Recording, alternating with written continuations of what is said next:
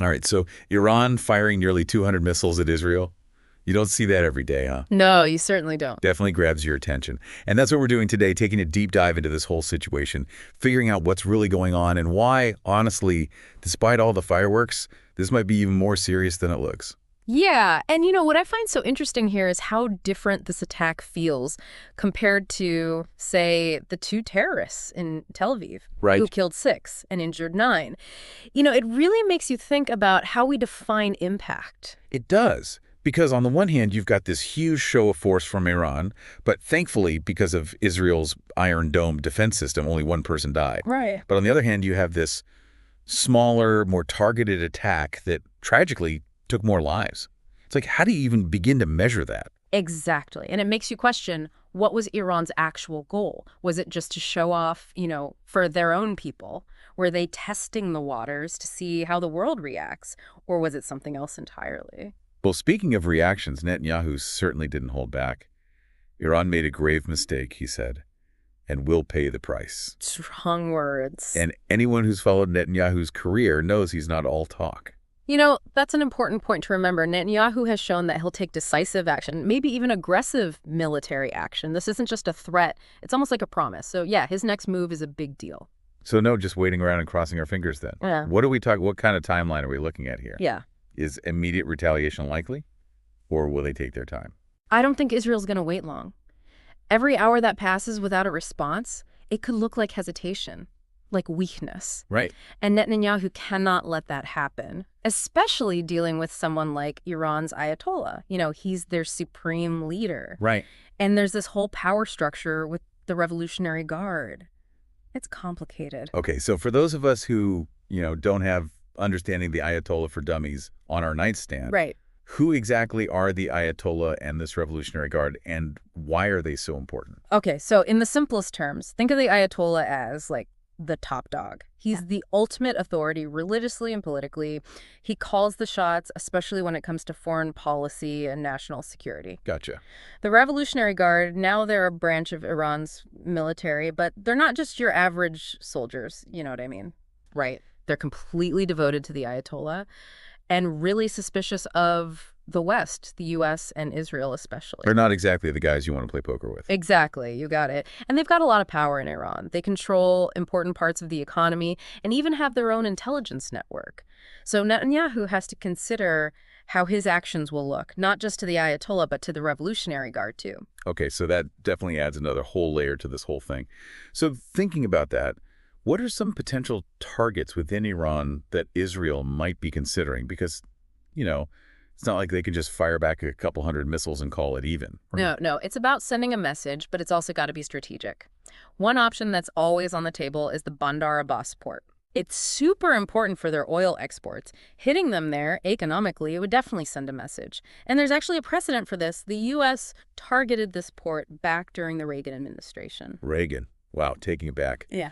Okay, so the Bandar Abbas port is a possibility. What else? Well, then there's the nuclear facilities. Those are always a high priority target, especially with everyone worried about Iran getting nukes. Attacking those would be a very clear message that Israel is serious about stopping them. And probably up the ante considerably. How about something a little less extreme? Well, going after their Navy bases might be seen as a less provocative move, a bit more measured. It still shows strength and resolve, but with, hopefully a lower risk of starting a full-on war. Right, because it feels like even the smallest miscalculation here could have some serious ripple effects. Definitely. But I also get why Israel feels like they have to respond and respond strongly. It's not just about this attack, it's the message it sends, right? Exactly. If Iran thinks they can get away with something like this, it sets a dangerous precedent. It makes them bolder, not just against Israel, but against anyone they see as a regional rival. Like Saudi Arabia, for example. Exactly. And we know how intense those rivalries can get. But it's not as simple as just Israel and Iran, is it?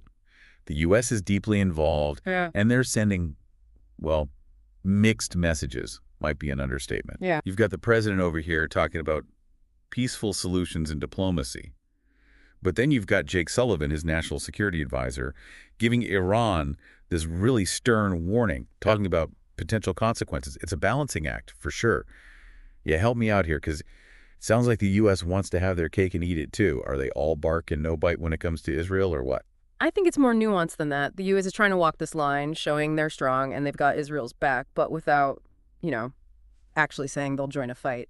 So basically, they want to send a message, but not rock the boat too much. But how effective can that really be, you know? I mean, Iran seems pretty set on doing things their way, regardless of what the U.S. wants. That's the big question. And it gets even trickier when you consider the internal power struggles within Iran. We talked about the Ayatollah and the Revolutionary Guard, but it's not all, one big happy family. Right.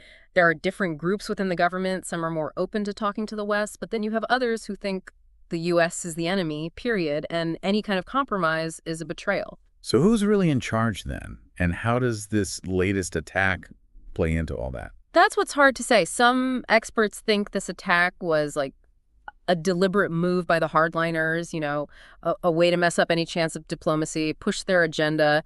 They might be trying to box in the current president, who seems a bit more open to the U.S., make him take a harder line. Wow. It's like they're playing 4D chess over there and we're stuck trying to follow the pawns or something. Yeah. But speaking of game changers, what about drones? We've all seen the footage. Israel's Iron Dome taking out those missiles. It's amazing. But drones, they seem to be changing the way wars are fought. Could they become a bigger part of this? Oh, absolutely. Drones are a whole different ballgame, and both Israel and Iran know it. Israel's been ahead of the curve with drone technology, using them a lot in recent conflicts. Right. And Iran, while maybe not as advanced, has really put a lot of resources into their own drone program, even giving them to their allies in the region. So what does that mean now in this situation? Are we talking about like a drone war on top of everything else? It's definitely possible. Drones give them a way to hit back without risking pilots or, starting a ground war. They could go after military bases, mess up supply lines, even target important people.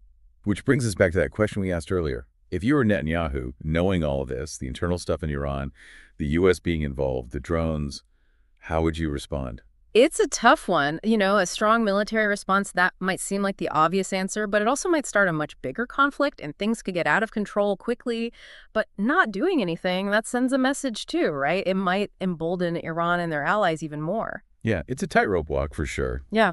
But it feels like the stakes are incredibly high, not just for Israel and Iran, but for the whole region, maybe even the world. Absolutely. And that's what makes this so tense, so volatile. Yeah. It's not just about two countries that don't get along. This is about a region that's already on edge, Yeah. with everyone trying to be the top dog. Right. You've got Saudi Arabia. They see Iran as a huge rival. And then there's Hezbollah in Lebanon. They're armed to the teeth and backed by Iran. And let's not forget Syria, which is basically a proxy war free-for-all at this point. It's a tinderbox, no question. One wrong move and the whole thing could go up in flames. So we're talking about like a full-blown regional conflict, even global. What does that mean for everyone else? Is the rest of the world paying attention or just business as usual? I think there's definitely concern, but you're right. There's also this kind of fatigue almost. Yeah. The world has been watching this same conflict for decades now. It can feel like just this endless cycle, escalation, de-escalation. But this time it feels different, doesn't it? It does. With everything else going on, the economic stuff, political divisions, it feels like things are way more fragile. Yeah, and that global anxiety plays a role for sure, because even if this doesn't turn into a huge war, the economic impact alone is serious. We've already seen oil prices jump because of all this tension, and that affects everyone. It's a good reminder that even if we don't always see it, we're all connected, right? What happens over there matters over here. Absolutely. And that's why understanding these situations is so important, and not just for, the politicians and experts, but for everyone. So where do we go from here? What can our listeners do to stay informed, to really engage with this stuff in a way that matters? It's like we're drowning in information these days, but it's not always easy to know what's true, who to trust. You said it. Critical thinking is more important now than ever. Don't just believe everything you read or hear. Question it, find different perspectives, and be careful of those easy answers, those stories that are a little too simple, Right. It's about really digging deeper, understanding the nuances, the complexities, which is what we try to do here on The Deep Dive. Exactly. And remember, this story is far from over. Stay curious, stay informed, stay engaged. Shouldn't have said it better myself. Well, thank you. I really appreciate you walking us through all of this. It's been, well, enlightening is an understatement. Happy to do it. Always enjoy a good deep dive. And everyone listening, thanks for joining us for another deep dive. We hope this episode has given you some things to think about, some tools to understand this really crucial moment in global affairs.